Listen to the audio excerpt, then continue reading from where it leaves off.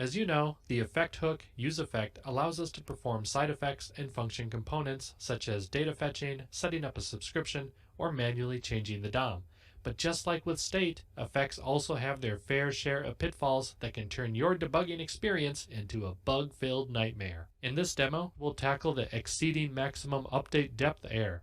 This usually happens when you inadvertently create an infinite loop with your state and effects, which could bring your application to a grinding halt. I've got our React Bug Shop demo app open, and we're going to try and catch this huggable honeybee.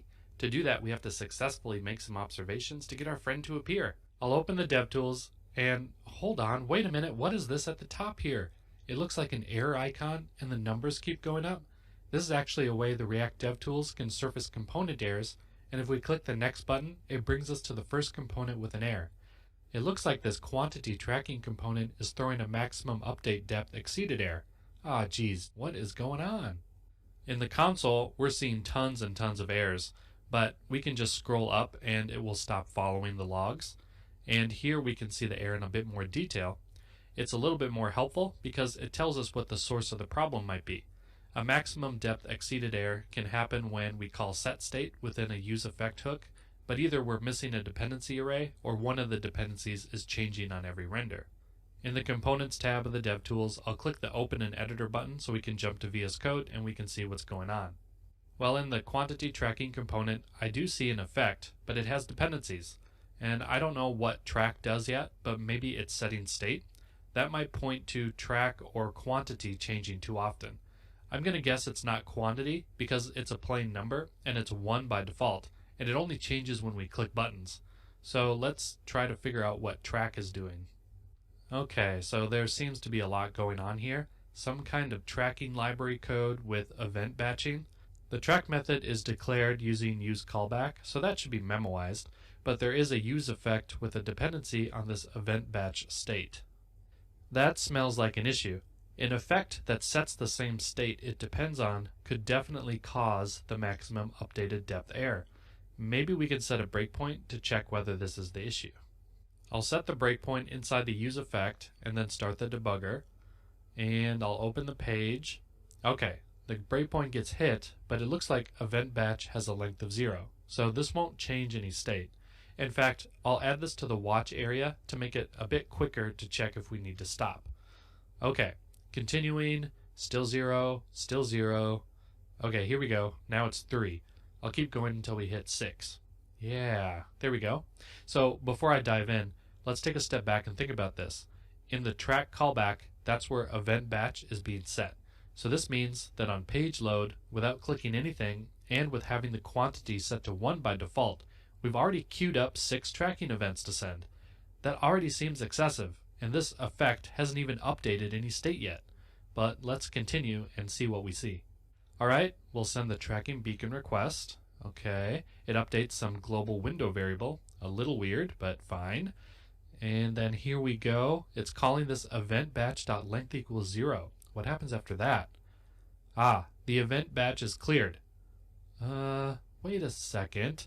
This is mutating state without calling setState. So if I understand this correctly, even though we updated the state variable, it won't actually trigger a re-render by itself because we're not even calling setState. Now putting 2 and 2 together, this code is wrong. There's a bug here certainly, but it's a red herring. It isn't the cause of excessive updates because it doesn't even set state. Ah, you tricksy bugses. Now what? Well, maybe we should explore this track callback and set a breakpoint to see where this gets called, because obviously it's being called too much. Alright, now let's walk back the call stack. It gets invoked from this useEffect above. Right, that's expected. But that's about it. And then we get into React internals territory. But let's set a breakpoint in this effect so we can maybe try some things. Alright, let's think about this again. When does a hook rerun? When its dependencies change. Could we check if track changes? I have an idea. Let's use the debugger to its fullest extent. I'm going to open the debug console and store the current reference to track as a global variable track1. Now, let's keep running until we hit this breakpoint again on the next rerun of the hook. Let's store this track reference as track2. Okay, now, If our hypothesis is correct, track 1 will not be strictly equal to track 2, even though we think it's memoized. Well, what do you think? Oh my god, it's false. They aren't equal. No wonder the hook is rerunning. Somehow the use callback is broken? I didn't pay much attention to it at first because it looked fine. I guess we should check the docs quick to see what might be wrong. Or, oh, you know what? I have a better idea. Let's see if AI is as smart as everyone hypes it to be. Just for fun, I have the GitHub Copilot installed. I'll highlight the code and ask if it sees anything. Aw, snap, it does. It says it's missing a dependency array. Oh, of course. Those pesky dependency arrays are so easy to forget. Well, thanks, Copilot. You helped, but I don't think you can take my job quite yet because you're suggesting I pass set event batch in the dependency array, but you don't need to pass set state functions to dependency arrays because they're guaranteed to be stable. I mean, you can, but you don't have to. At any rate, I think I just trained it to replace me, so let's take its updated suggestion by clicking this button to replace the code and close this out before the rest of the course gets written by Comron AI. Now back in the UI, are we done yet? The excessive analytics check is still failing, but if I click the add quantity button a few times to get over that batch size of 5, it's successful. Now we can even check the network console to be sure, and yeah, it's looking much better over there.